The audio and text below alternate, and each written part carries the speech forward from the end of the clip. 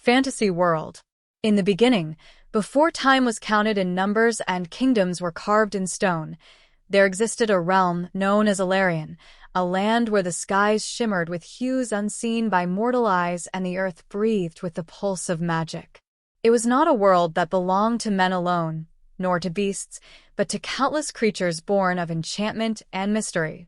The rivers glowed with silver currents that whispered secrets to those who dared to listen, while the forests stretched endlessly, their trees so ancient that their roots remembered the first songs of creation. Here, magic was not a tool nor a weapon, it was the very fabric of existence, flowing like blood through the veins of the world. Elarion was divided into 5 vast domains, each a kingdom unto itself, yet bound together by the same lifeblood of magic. To the east lay the Kingdom of Aelyndor, home to the Elves whose grace and wisdom were matched only by their mastery of light. Their capital, Sylvara, was a city woven into the branches of colossal trees, their towers glowing like lanterns against the night sky.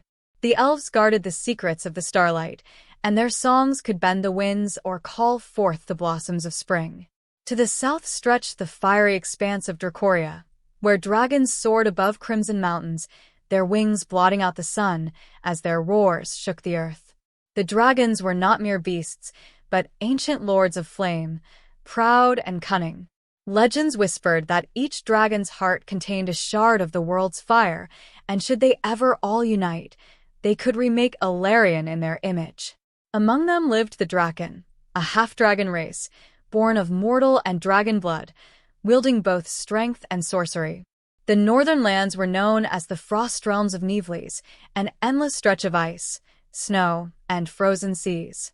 Here dwelled the mysterious Frostborn, tall, silver-eyed beings who commanded the powers of ice and shadow. Some said they were the offspring of the stars and the glaciers themselves, bound to the cold as others were to the sun. Within their realm slumbered ancient leviathans beneath the ice, their dreams sending ripples through the magic of the world. To the west spread the emerald wilds of Famer, a domain ruled by the Fae, beings of mischief, wonder, and terrible beauty. The wilds were a place where time twisted upon itself. A traveler might wander for an hour only to emerge centuries later, or perhaps not at all. The Fae courts, Seelie and Unseelie, held sway over the seasons, their eternal dance of rivalry shaping the balance of life and death, joy and sorrow. And at the very heart of Elarion lay the kingdom of men, known as Ardendael. Though humans were the youngest race and weakest in magic, they possessed an unyielding spirit and a talent for invention and ambition. Their cities rose from stone and steel, and their armies marched under banners of gold and crimson. Yet, in the age of this tale, mankind stood at the edge of peril, for their hunger for power had drawn them into a war that threatened to tear Elarion apart. The story begins on a night when the Veil of Stars, a celestial phenomenon that appeared only once every 1,000 years, shone upon the skies. It was said that during this night, the barriers between worlds grew thin, and the fate of all creation could be rewritten. Beneath this shimmering sky, in the quiet village of Thornbrook within Ardendael, a young scribe named Kalen found himself staring at the heavens with awe. He was no warrior, no mage, and no king, merely a boy of 19 summers with ink-stained fingers and a heart full of stories he longed to tell. Yet fate had chosen him, and through him, the destinies of elves, dragons, fae, and frostborn alike would be woven into a tale of wonder, peril, and hope. That night, as Kalen returned from the village library, he felt a pull within his chest, as though the stars themselves called his name. And then he saw it, a creature stepping out from the shadows of the forest, unlike anything he had ever seen. It was a lungworm, a serpent-like being with scales that shimmered like moonlight, eyes that glowed with ancient wisdom, and wings that rippled like silk. Legends told that lungworms appeared only to those chosen by destiny, guiding them toward paths that could alter the world. The lungworm bowed its head toward him, and Kalen, trembling, reached out his hand.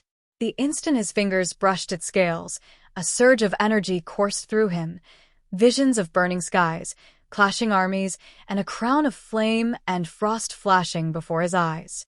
He gasped and staggered, but the creature spoke into his mind with a voice as soft as midnight. The world trembles, child of ink. Magic wanes, and darkness rises.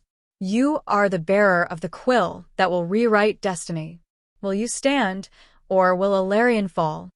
And so, with that question, Kaelin's journey began, not as a soldier, nor a king, but as a storyteller bound to a destiny greater than any tale he had ever dreamed.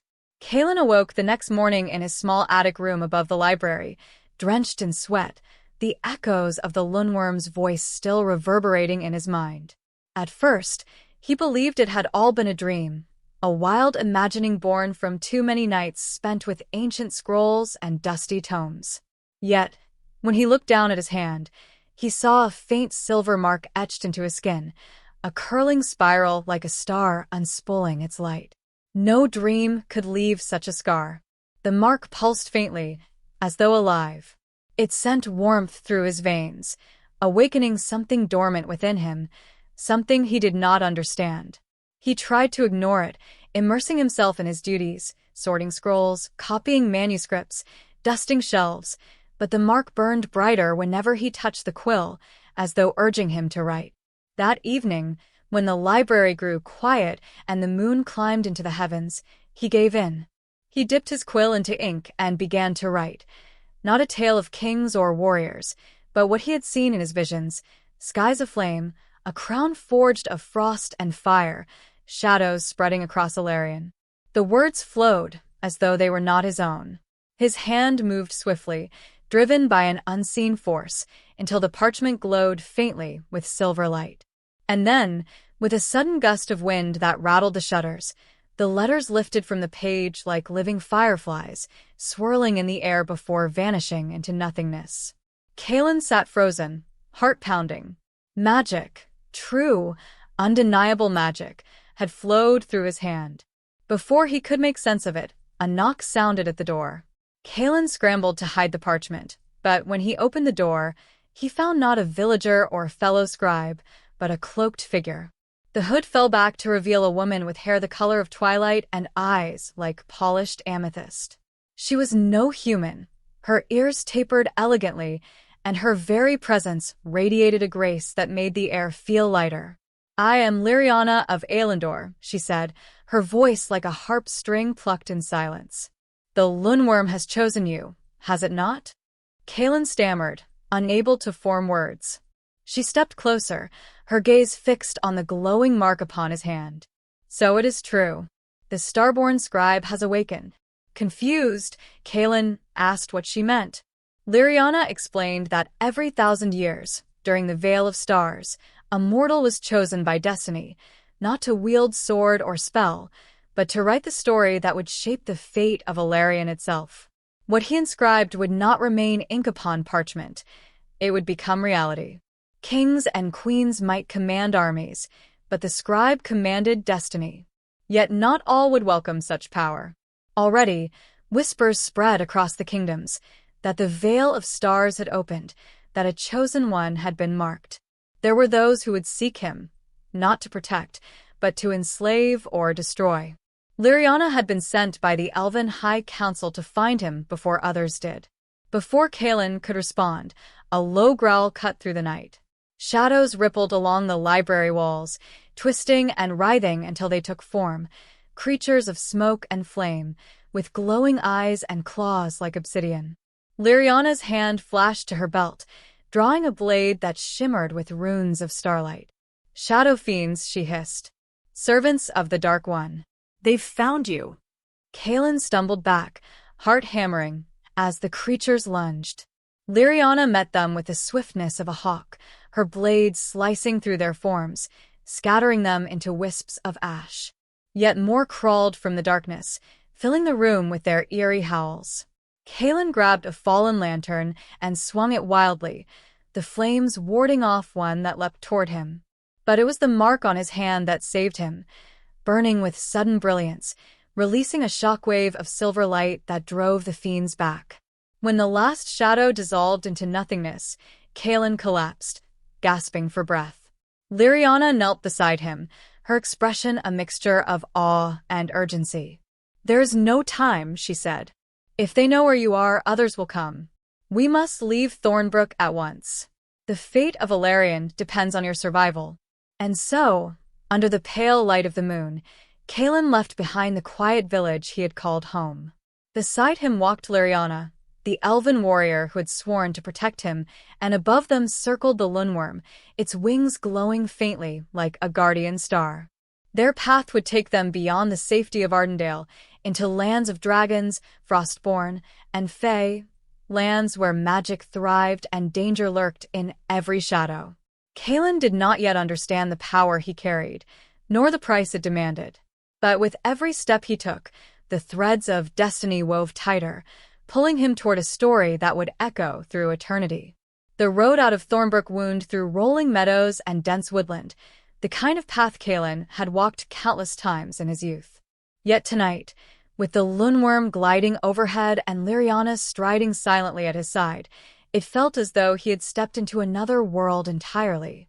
Every rustle of leaves, every flicker of shadow seemed alive with hidden eyes.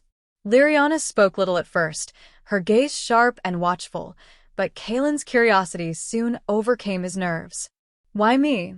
he asked quietly as they followed a moonlit trail. "I am not a warrior. I am not even a scholar of magic. I am just a scribe." Liriana glanced at him, her amethyst eyes glowing faintly.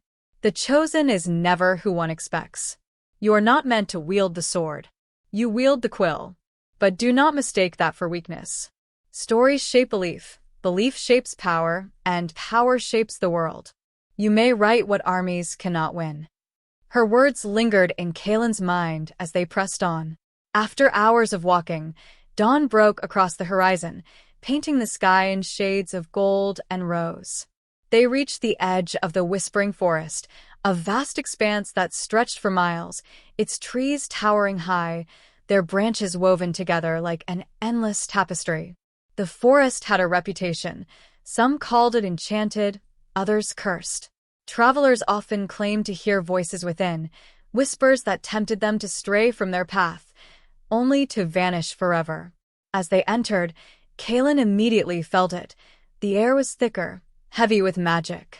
The leaves rustled not with the wind, but with laughter, faint and mischievous. Tiny lights darted between the branches, like fireflies but brighter, shifting from blue to green to violet. Liriana's hand hovered near her sword. "Face spirits," she murmured. "Stay close. They will try to play tricks, but do not answer their whispers." Kaelin nodded nervously, clutching his satchel. As they walked deeper, the voices grew louder. "Kaelin, Kaelin," they called his name, soft and melodic, promising secrets, power, and glory. He tried to ignore them, but then he saw a figure ahead, a woman with hair of gold and a crown of flowers, her smile radiant, her hand outstretched.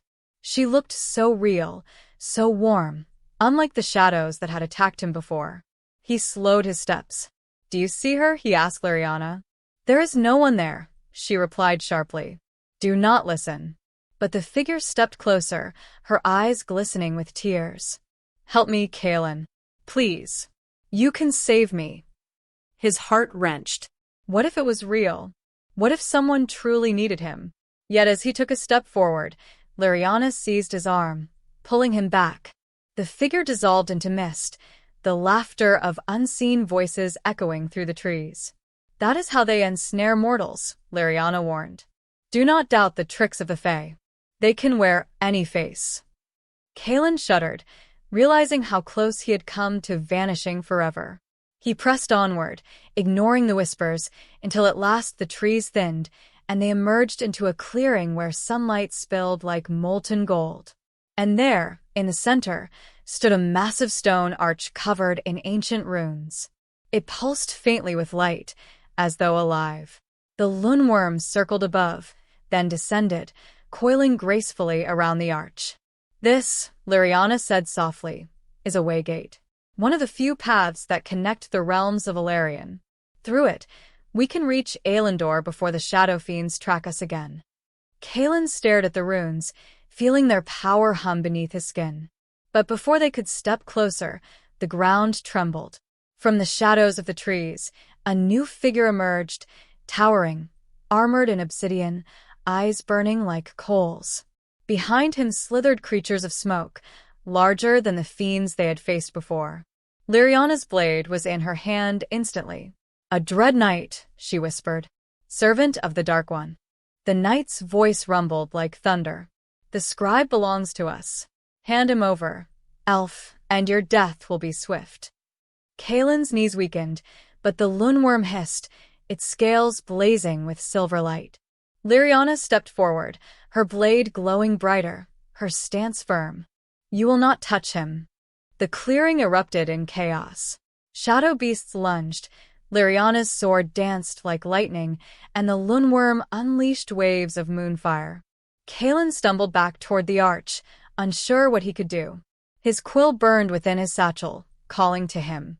Trembling, he pulled it free and scrawled across the dirt. "The shadows scatter."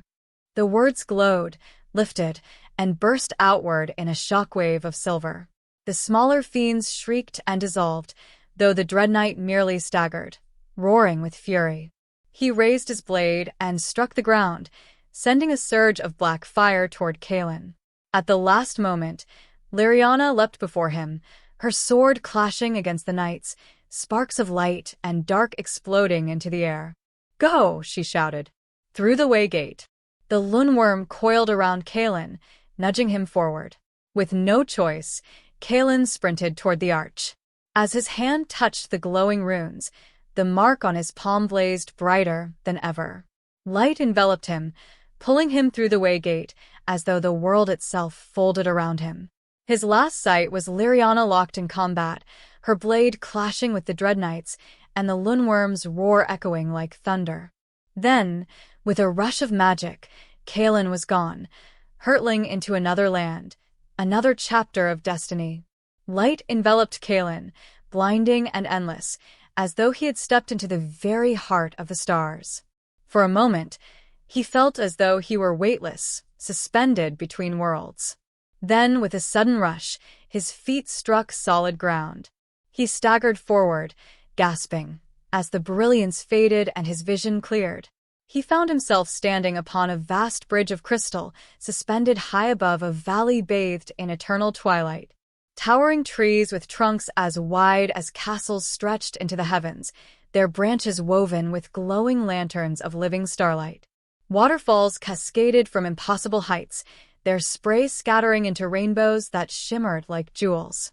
Above it all, the sky was painted with endless constellations, brighter and closer than any Kaelin had ever seen, as though the stars themselves had descended to watch over this land. "This is Aelyndor," Kaelin whispered in awe. The loonworm circled above him, its silver scales gleaming brighter here than in Ardendael. The mark on Kaelin's palm pulsed in harmony with the very air, as though the land itself recognized him. He was not alone for long.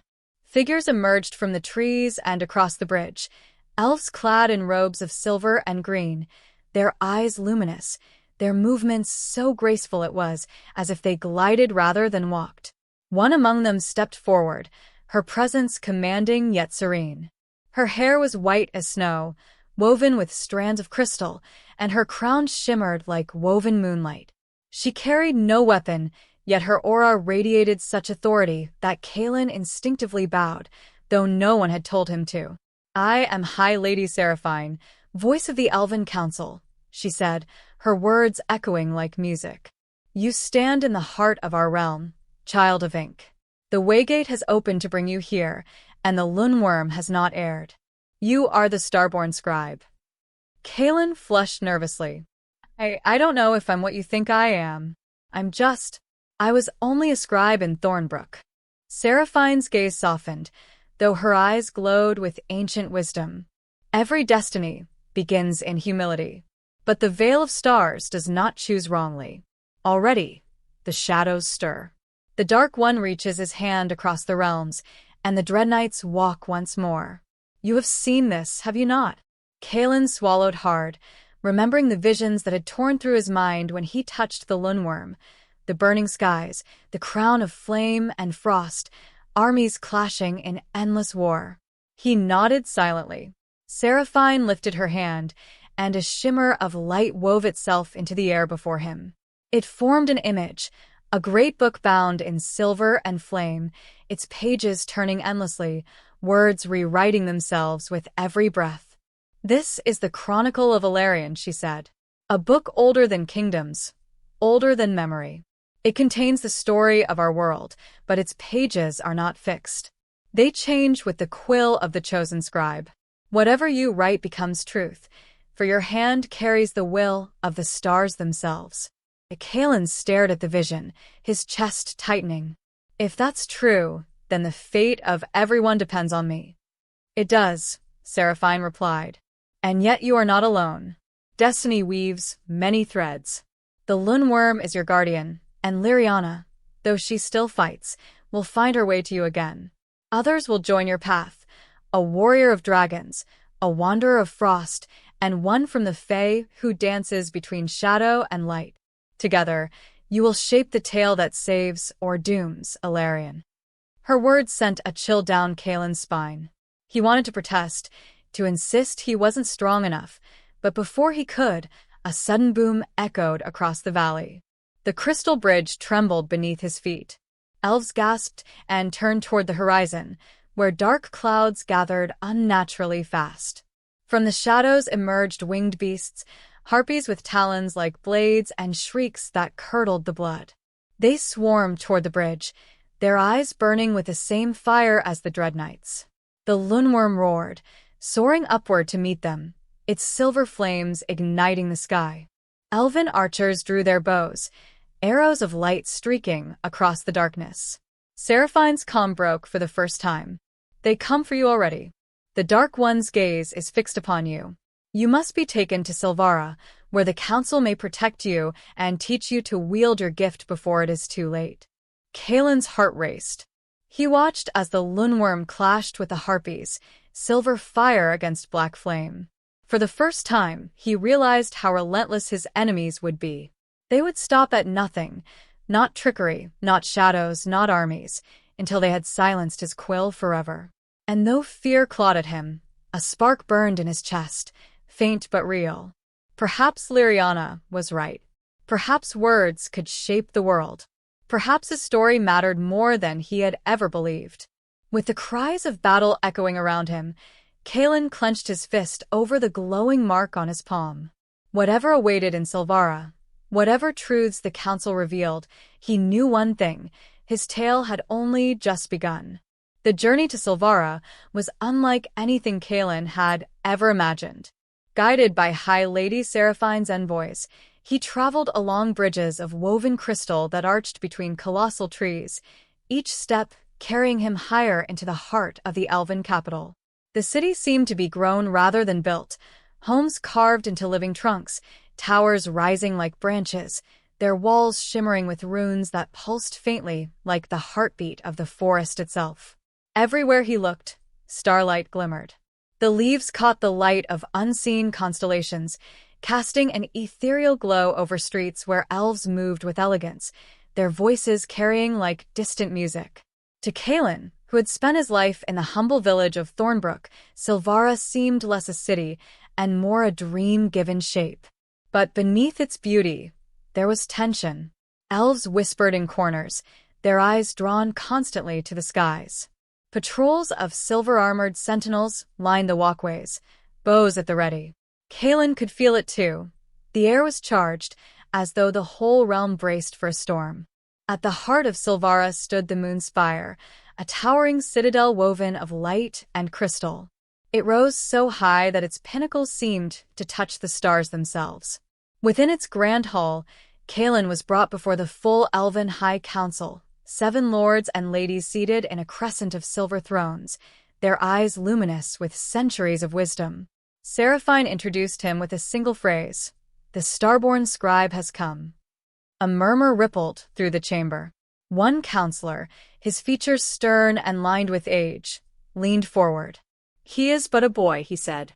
"How can this child carry the burden of our salvation?" Kaelin's face burned. He wanted to argue, to prove himself, but words failed him. It was Seraphine who answered, her voice calm but firm. The stars do not choose in error, Lord Thander. The chronicle stirs. Already he is written against the shadows.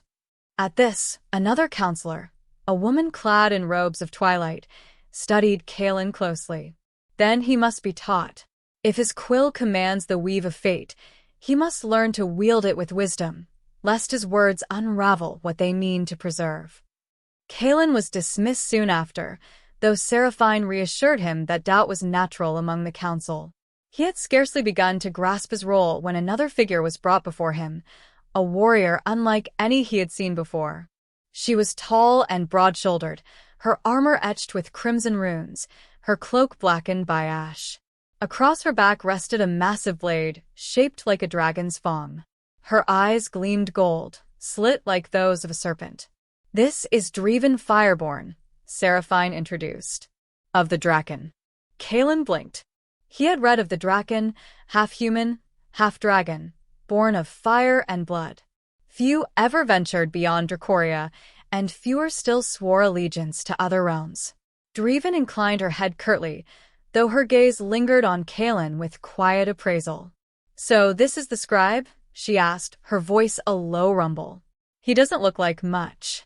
Kaelin bristled, but said nothing. Driven smirked faintly, as though testing him. Seraphine explained that the council had summoned Driven not only to guard him, but because prophecy foretold that the chosen scribe's path would be entwined with champions from every realm. The Draken warrior was the first of them to arrive. That night, Kaelin was given chambers within the moon spire. He could not sleep. His thoughts swirled. Liriana's fate at the Waygate, the Harpy's attack, the weight of the Chronicle, and now the presence of this dragon-blooded warrior at his side. He wandered to the balcony, gazing out at the endless forest bathed in silver glow. Then the visions came again. Not dreams, but flashes so vivid they seared his mind. Driven standing upon a battlefield of ash, her blade dripping with flame. Liriana weeping beneath a shattered tree, the loonworm roaring as black chains bound its wings. And beyond it all, a throne of obsidian upon which sat a figure cloaked in shadow, a crown of frost and fire upon his brow. Kaelin gasped, clutching the railing. The mark on his palm blazed, forcing the images to fade. He knew now that what he saw was not imagination, it was prophecy. The Dark One was real, and his power grew with every moment. At dawn, the alarms rang. Bells tolled across Sylvara, and Kaelin rushed to the balcony to see a sight that chilled him to the core. The skies above the city, once filled with stars, now swirled with storm clouds black as ink.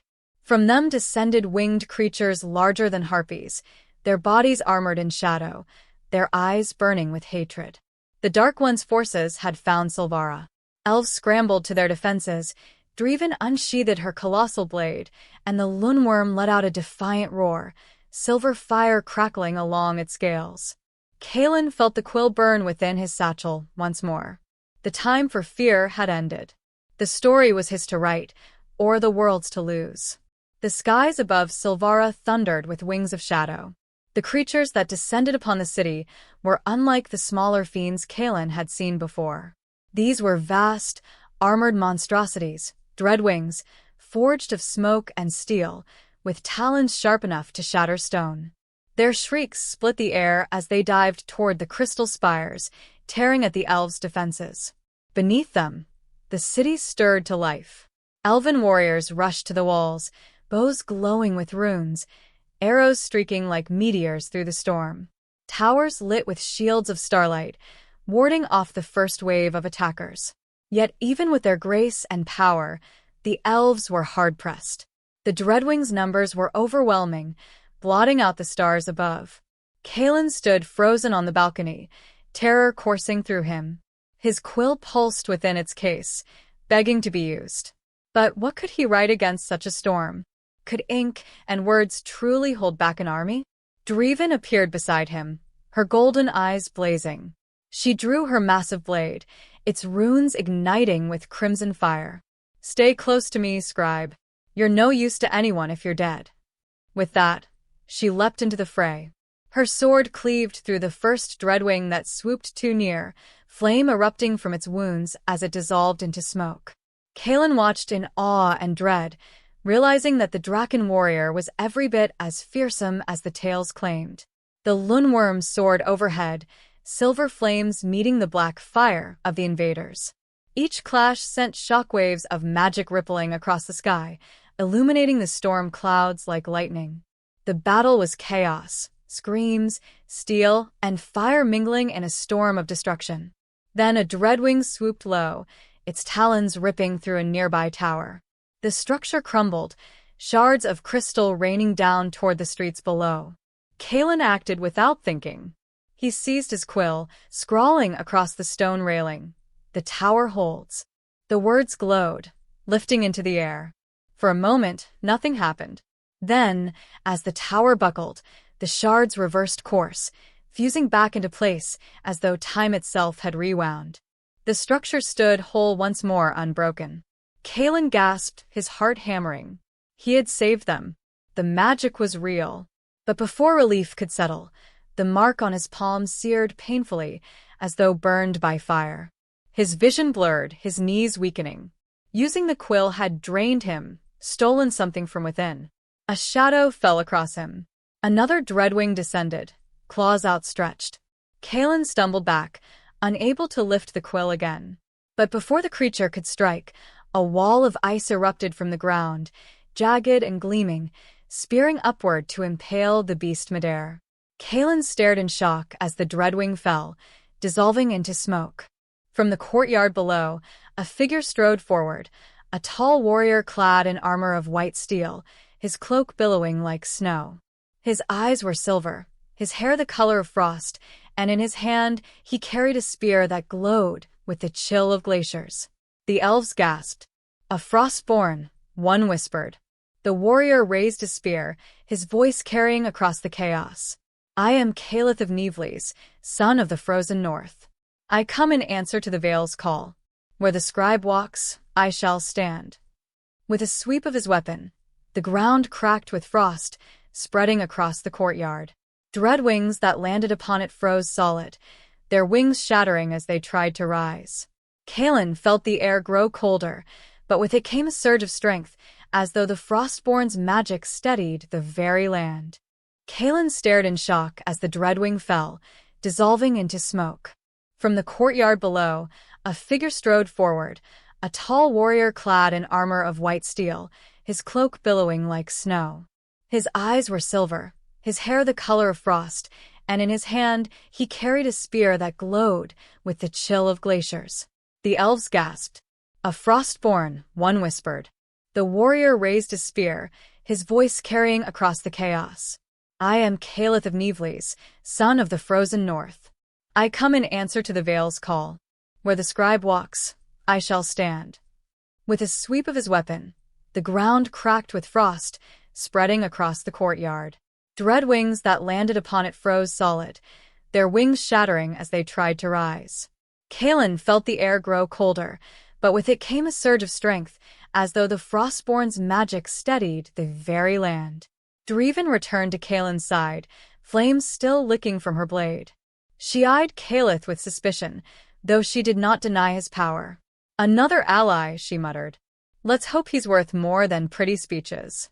The tide of battle raged on, but with Dreven's fire, Calith's ice, and the Lundworm's moonfire, the defenders of Sylvara began to push back. Kaelin, though weakened, forced himself to lift the quill again. Each word he wrote became reality, an arrow that struck true, a shield that held, a flame that did not falter.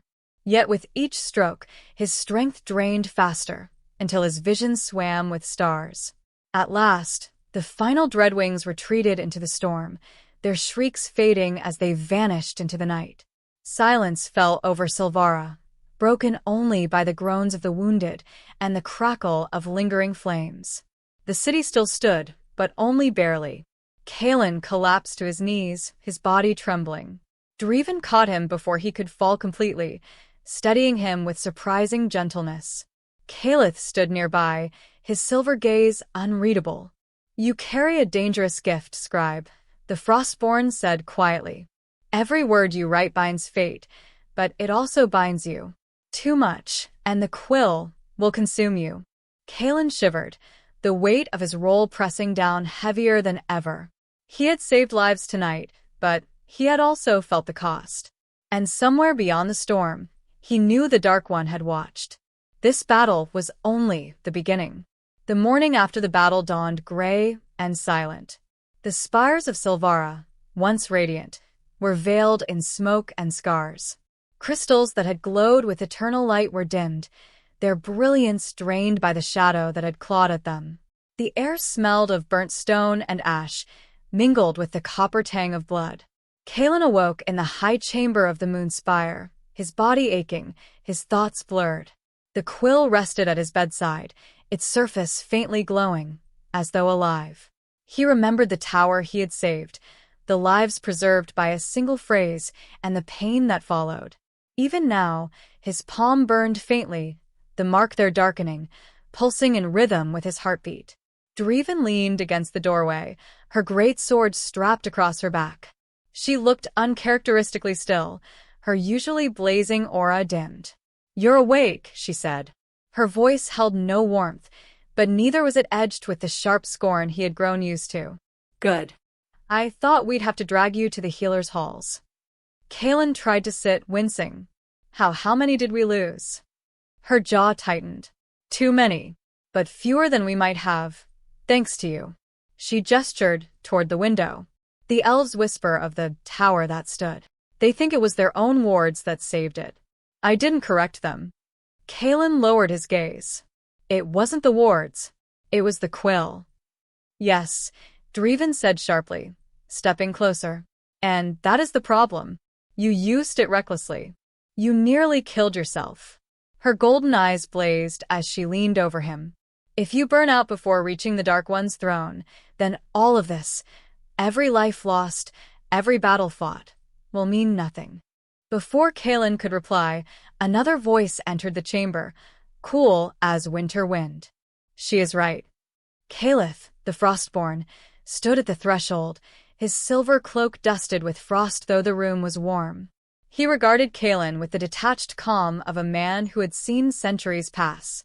"The quill is not a tool. It is a tether. Each word you carve into the world binds you more tightly to the veil. Too many bindings, and the veil will claim you entirely." Kalen frowned. "The veil? You keep speaking of it, but no one has explained.